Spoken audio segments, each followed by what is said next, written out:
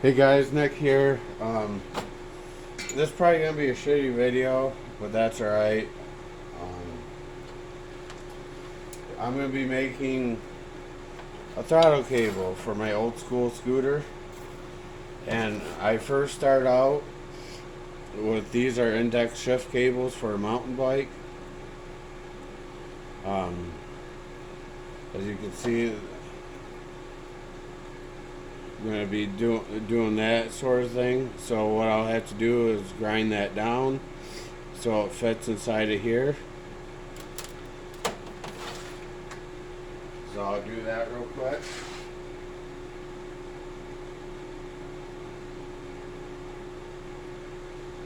And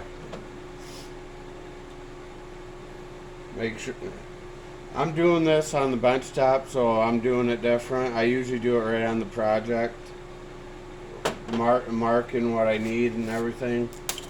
But to try to show you guys exactly what I'm doing, to get my length is as you can see, I ground this down so it fits through here, and it will fit into here and into that, like so. I always start with the small end because I've tried making the small end and it always seems to not hold up. So that being said, I already have my brake cable housing all cut to length. I'm not really going to show you guys that because yours is going to be a different length. And so I had this cut to my length, and I'm going to take my little cable ends here. I stock all this stuff, but in the past I've went down to like a bike store and got these odds and ends, or I've even gone to Walmart and got the index shifting kit with all the brake lines in it, and may do with making cables from those when I run out of stuff, and it'll come with this. But since I do a lot of projects using this, I just get all this miscellaneous stuff separate. It actually saves me a lot of money. So I got those on after cutting it, and I cut them using cutoff wheel. I don't have a special cutter I use. Just like for chains, I don't have a chain brake. I make do with what I have. So, okay, gonna go ahead and feed it. And so, this is kind of awkward for me. Like I said, I usually do it right on the project. But I'm gonna try doing it this way to show you on the bench top here. Okay, now I'm gonna feed this through my carburetor. Just imagine this is carburetor on your engine. Gonna go ahead and feed that through. Make sure that this is all the way bottomed out so you get the most out of your adjustment. Okay, now this is the important part. The part that you guys are probably want to know. This is the same exact lever that I have on my scooter. Different color. This is brand new, but again, just to show you. So what I'm going to do is, since this one, they usually have a hole here where I feed it through, and I'll just cut it to the length I would need. This one I gotta do a little bit different, but that's alright. I'm gonna mark it There's a little mark there. And I'm going to feed this through. Again, making sure that this is bottomed all the way out. And then I'm going to cut it right at my line that I have marked. Just maybe a tad beyond it this way, because I'm going to have to fray it at the end, and I'll let you guys know the reason why later.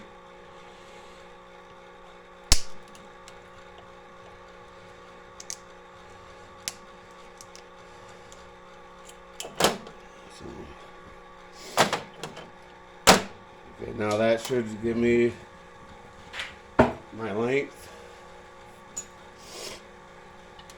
So, oh, and by the way, for this you're going to need some solder, some flux, a heating source to melt the solder, a drill, and a couple drill bits.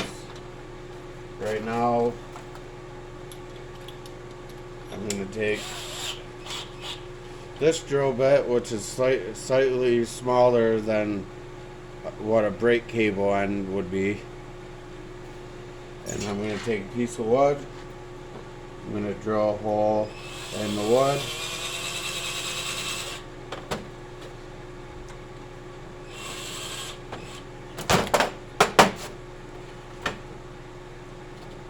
Okay.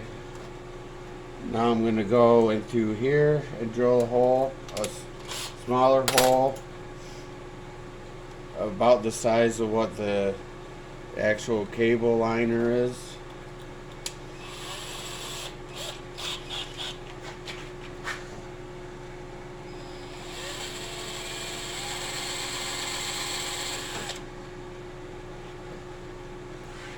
Okay, and that's that.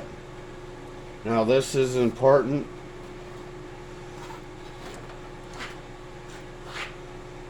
I want to stick this through here.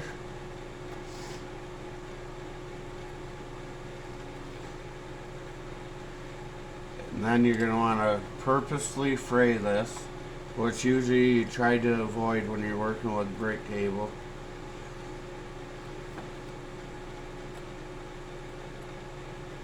And this will just give the solder more surface to grab onto.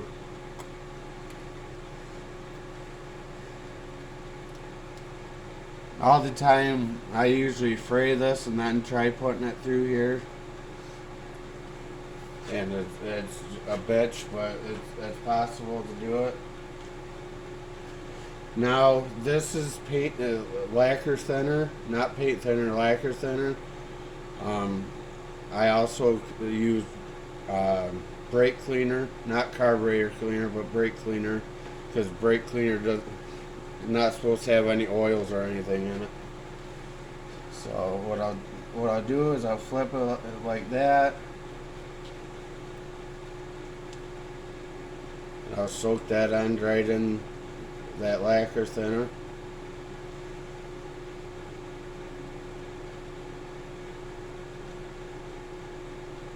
Usually I do this right, and I leave it soak probably for about 10 minutes.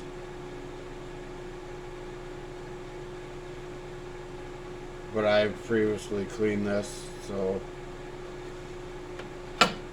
Okay, and you take a rag, making sure that you haven't wiped off any grease with the rag. And just kind of dry it off. Okay. Now let it air dry while you open up your flux. This, I grabbed an old spoon out of my silverware drawer and bent it and made kind of a little ladle thing. I don't know. As you can see, it's been well used. Now, okay, that should be good enough. Now, without touching the end,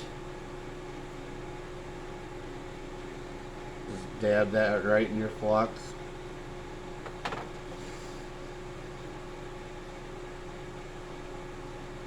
Pull it down like so. So it's like that if you guys can see it. If not, I'm sorry. Like I said before, I'm not a camera guy. Make sure your lacquer thinner's out of the way. Anything that will catch fire.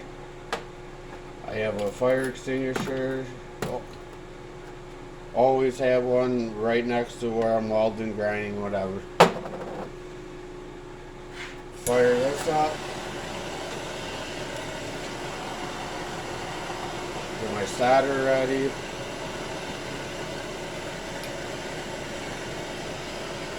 Put my spoon right over the flame.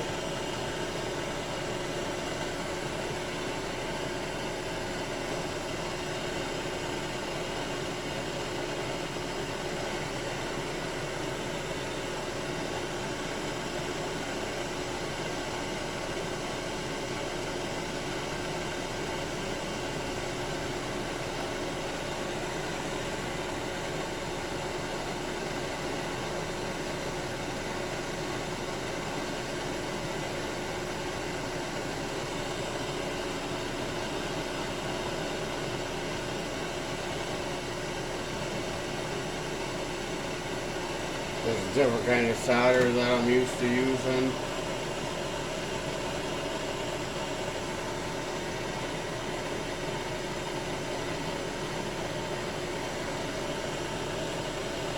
Make sure it's nice and hot.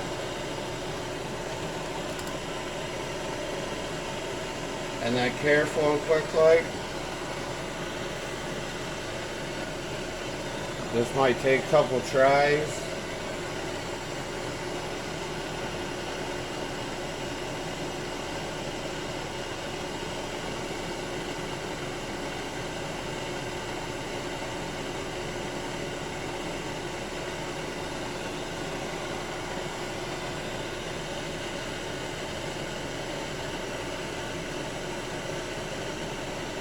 Just kind of, when you get it to where it's filling the hole, dab it, get any air bubbles out of it, and let it cool for a little while. Usually I have my compressor on and I blow dry it, well, blow cool it, whatever. But that's it.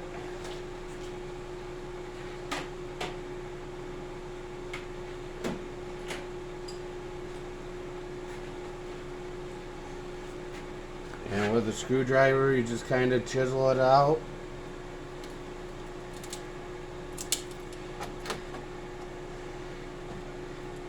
Now this isn't going to be perfect. You're going to have to do some grinding.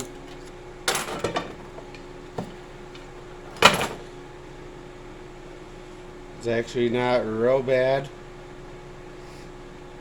Like I said, you grind it and see if we can get this hunk of shit off here.